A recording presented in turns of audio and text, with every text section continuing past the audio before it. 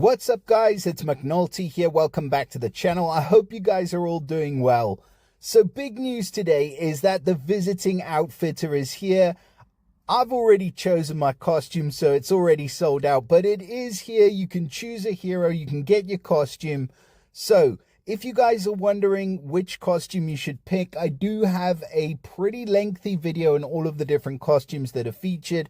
Obviously, you're not going to have all of them, but I will put the link to that video in the description for this one below. So if you haven't already checked it out and you're wondering which costumes are the best ones to go for, then obviously definitely check that video out. Now, why are we here today? Because the Challenge Festival 2 is back and better than ever, and it is featuring the brand new Bard heroes, which are also better than ever and very, very capable heroes. And we do have a brand new one in the portal featured alongside the other two. That is this lovely lady, Salimata. She's featured alongside Astrid, who we had released in the last one, and Bonzo. And now, I have to apologize initially for Bonzo because I didn't understand this hero, but actually he's super duper good at tackling one of the most problematic tanks in the game, and that is, of course, the horrible but beautiful costume Dia-chan. So this dude is super good at tackling her because he rearranges the enemy positions. Now, I always hated that, but he has come into his own. So for those of you who looked at the video on Bonzo and said he was good, he is freaking good. Now, we're not here today to talk about Bonzo, though. We're here today to talk about this lovely looking lady called Salimata, as she is our brand new hero in the portal. So, of course, we're going to have a closer look. So she is a fire hero, and she is of the cleric class. Now, the cleric class for her is awesome because it gives her that mana shield so she can resist any negative effects and effects that prevent her from being able to use her special skills. If you go for the master mana shield, you also recover 10% health every turn. Now, as with every single other Bard hero that's been released from now until the beginning of time, they get this family bonus, which is awesome. It's a Bard family bonus. They get solo heroes get plus 5% mana generation.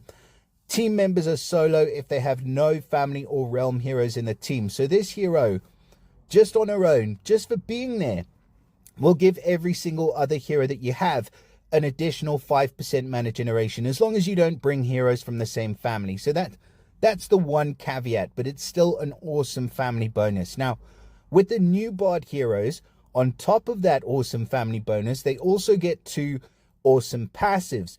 The first one being the quick tempo ballad.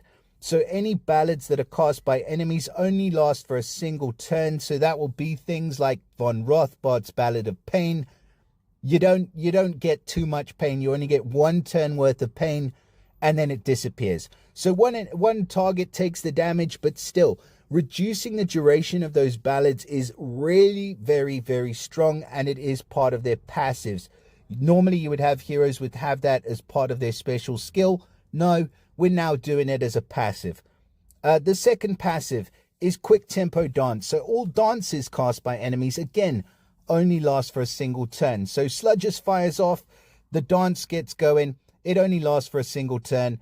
You're kind of okay with that, but in terms of what she's doing, that's where things are going to get interesting. So let's just take a quick look at stats. 1133, so powerful hero, built more attackingly, 1236 on the attack, 1124 in defense, and 1864 in health. So yeah, you could say maybe she's under 2k health.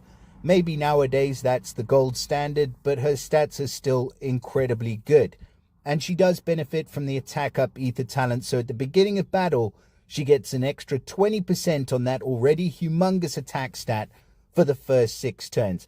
And that is, of course, if you do go ahead and use second limit breaks and emblems, which why would you not? I mean, she's just going to make you smile, right? She looks awesome. I do like this, just to sidetrack for a second. Sorry, guys. I do kind of like the art on this better than the other one because I feel like Astrid's art was pretty piss poor. I mean, she's got no forehead. Like, it's just terrible.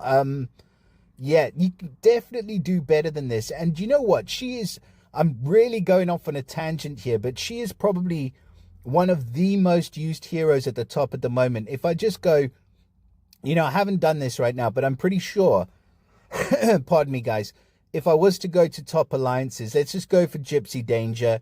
Actually, no, let's go to 7 Days Hunting, because I've got some of my favorite players in here. We've got Archon, Honeybee, my boy Claythor right at the top there. Look at him. Oh, he doesn't have her. Let's have a little look. There she is, Astrid. I'm sure we'll find a couple more. There she is again. Right. Let's keep going down. Bonzo. Right. Another one that's featured in this portal. Archon doesn't have her. Honeybee. Astrid again. Like, she's just everywhere, and she is a really, really good hero. It's just a pity she looks so terrible. But anyways, let us get back to what we were doing. So, Salimata. Special skill is where we're at now. So this is what we all want to know. So her special's called Magic Balan.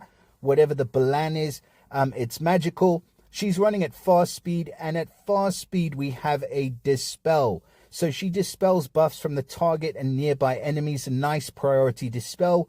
And then she whacks you in the face with 375% damage. That's to the target and nearby. The target and the nearby enemies get Minion Wound for 3 turns. Minion Wound, target's minion's health is reduced by 50%, and Mega Minion's health is reduced by 25% every turn. Let's have a look at what the question mark says. It says reduction is applied to owned minions and to any received minions while the effect is active. Reduction only affects minions' current health. That is pretty huge, and definitely very big against the Mega Minions as well. And then the target and the nearby enemies get a negative 80% decrease for any healing received for 3 turns. All right, we could kind of do without that part at the end. To be fair, it's not really going to have that big of an impact, but what is going to have an impact is the rest of this special. So let's break it down. Priority dispel to the target and nearby is always going to come in handy. You're going to be able to remove those ailments, those counterattacks, whatever else the enemy has up, before you start to deal your damage and apply your ailments. So priority dispel is always good, and she's running at fast speed. 375% damage to the target and nearby. Again, we've said her attack stat is huge. Look at that with second limit break. 1749 attack, plus an extra 20% from the ether talent at the beginning of the battle. She is going to be hitting like a freight train right in the face of the enemy. It's going to be massive. And then this minion wound. So this is for the top, I would say. So this is really for the upper echelon of players. But then again, we are seeing minions and Mega Minions especially filter down and be super difficult to deal with on defense. So I like this minion wound, where she's reducing regular minions' health by 50% and minions' health by 25% each turn. And she gets that for 3 turns. So basically, if you've got a Mega Minion, let's say the Mega Minion has, I don't know, let's say it has 60% health because you've managed to hit it once or twice. This is going to deal with that in 3 turns. It's going to remove that Mega Minion. So it's not an immediate removal of Mega Minion, but it's about as close as you can get. Which is, I mean, she's probably the most solid counter that we have to Mega Minions at the moment. So do I like this hero? Heck yeah, she's awesome. I like the way she looks. She's bringing the Christmas spirit, and she is doing everything that you want, especially from a fast speed hero. I really like this hero.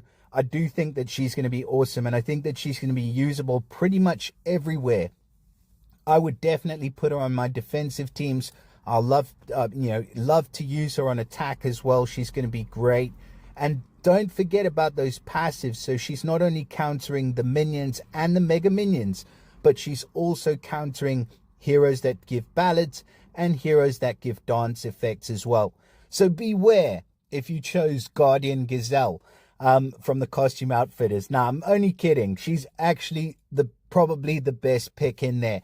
I just had 2 Lokis, so I went for Blue Loki. But yeah, let me know in the comments who you guys went with in the Costume Outfitters. And definitely let me know your thoughts on Salimata. I think she is a really, really good hero. I think that she's going to serve you well. So huge congratulations if you do manage to pull her. Don't forget to like the video.